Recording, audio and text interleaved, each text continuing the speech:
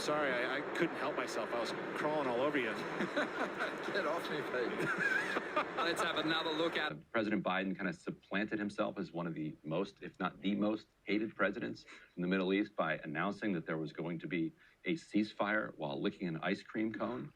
An image that will, I think, live in infamy for decades to come. Worse still, it seems like it wasn't even true. Mm-hmm. That he may have been doing this on Monday, right before Michigan was supposed to vote to try to depress the uncommitted vote, is a thought almost kind of too cynical to even contemplate. I'm going to tell myself that it was just his addled mind that allowed him to kind of lie about this, or his spokesperson John Kirby was lying, one or the other. Daily source that Netanyahu was quite surprised by the president's comments about his expectations that there would be a ceasefire by Monday. So that doesn't bode a lot of optimism that one of the key parties was surprised by that timeline the president had set. So why did he say Monday? I can't speak for the surprise that foreign leaders have or don't have with regard to things that we're saying. The president talked to y'all after staying completely up to speed, and he has been kept up to speed on how these negotiations are going, and he shared with you some context, and he certainly shared with you his optimism that we can get there in hopefully short order.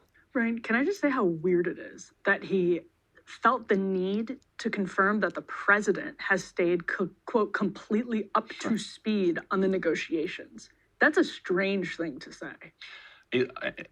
And then lied, if that's what Kirby is saying. Right.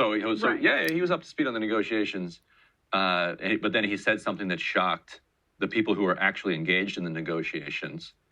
But it almost felt like a tell that, like, oh, like they're keeping. Don't worry, we're keeping them in the loop. Yeah, it's weird.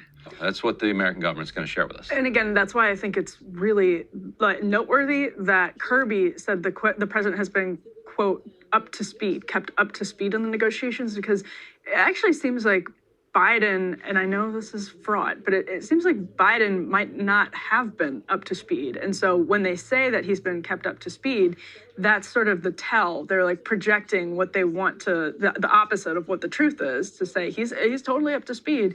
Maybe he's not up to speed because he's not lucid enough to be a significant part of these negotiations. Yeah, unfortunately, everything we keep hearing is that Biden is driving this policy.